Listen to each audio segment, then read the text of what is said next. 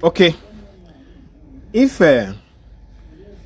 life goes this way, and look at the way that it is for now, if peradventure in the family we now take our parents, our father and our mother, as the case may be, as the first generation, because many of us do not know our father of our fathers, our father of our mothers, vis-a-vis.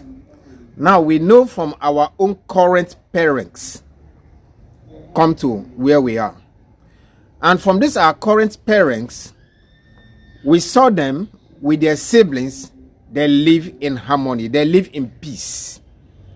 You know, back those days, they told us the story of how Jacob and Jude were going to the farm together. Jude being the younger one, he will carry keg of water. Josephine among them will carry pots. They will journey together to the farm. Getting to the farm, they cook. You know, those early man life per se. So the life was good. It was attractive. It was the togetherness. The bond was there.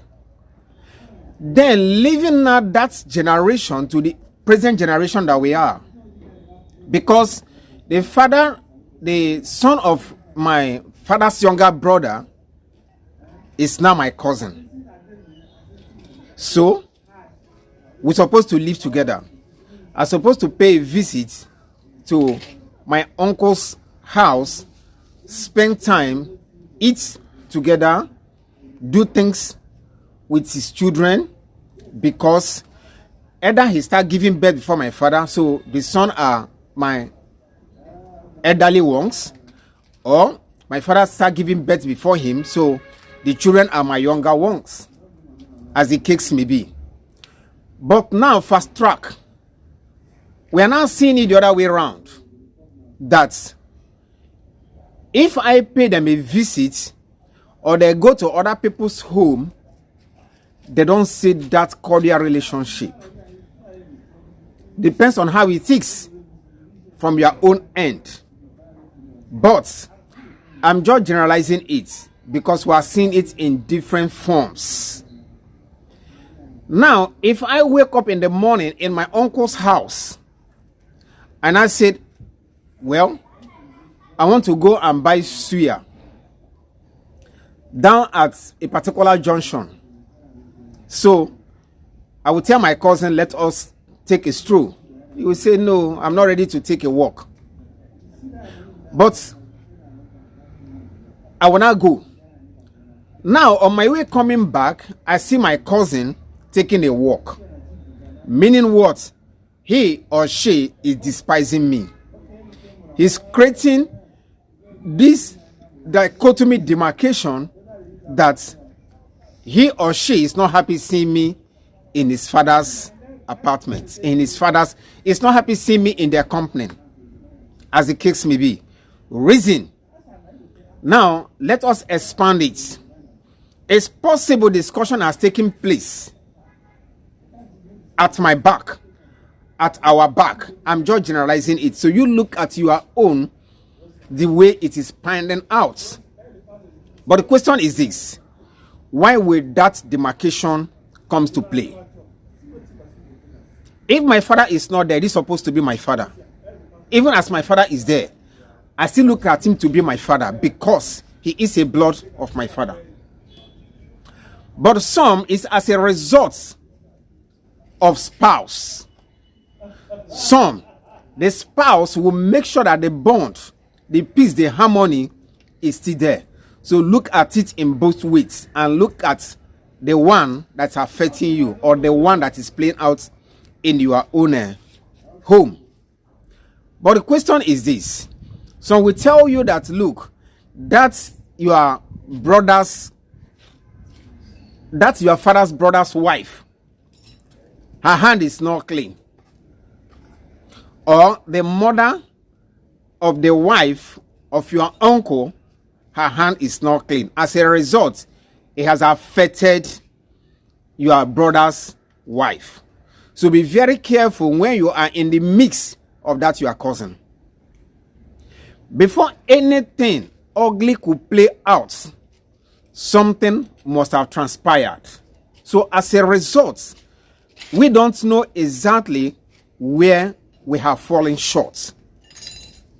But my question is this: if this person is bad as they claim, don't you think everybody around her would have been dead? Because the picture they paint is that she's a witch. She's the one responsible for the downfall of the family. So for that, distance yourself from her so that it don't shorten your life. Who knows? As you assume. But can all these stories be true? That is the question. This particular person has been in their midst for like over 15 years, for like over 20 years with them. They survived. They grew up. They succeeded in getting married, and today they are doing well. And this person knows them, and he has not killed them. Let us be very careful for the pictures that we paint against one another. This same person will still be in the midst of others. She became a gold. She becomes the golden fish among other people's environments. But you that has known her for over decades will now rise up all of a sudden and start pointing accusing fingers. Be very careful, because karma is real. Nemesis is real. At times, that which you have played out to befall other people will boomerang. And when it boomerang, you will not deem it fit to tell people that this is what you have once orchestrated to another person's life. But rather, when you have started pointing accusing finger from a particular person from a particular angle, you keep doing it, thinking that you are right or you are real. But who knows what awaits you aftermath? Because when other people wake up tomorrow or in future to come and start distancing themselves from you, don't ask where is it coming from. Just have a reflection. Think back that you must have placed such scenario in another person's life. That person might not still be alive. That person might not still be there. But karma will play out against you. But karma will be there to remind you that that which you have did before is now coming up against you now. Because nobody knows it all. And God in heaven does not sleep, neither does he slumber. For he repays everyone according to their deed. St. Paul says, Alexander the coppersmith has done me much evil. May the Lord reward him according to his deed.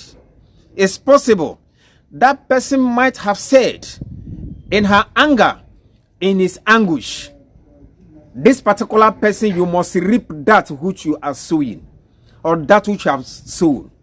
Because somebody cannot wholeheartedly give you peace, and you turn back to give person evil, and you think the person will tell you it is well with you.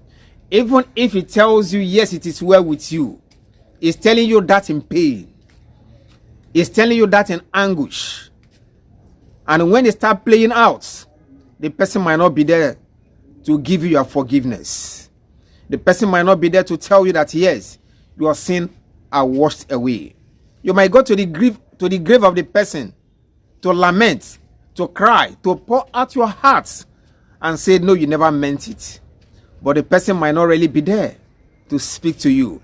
Because the Bible says there is no connection between the living and the dead. And as such, what you have done will be following you until you have another Elijah or Elisha that can wash away your sin.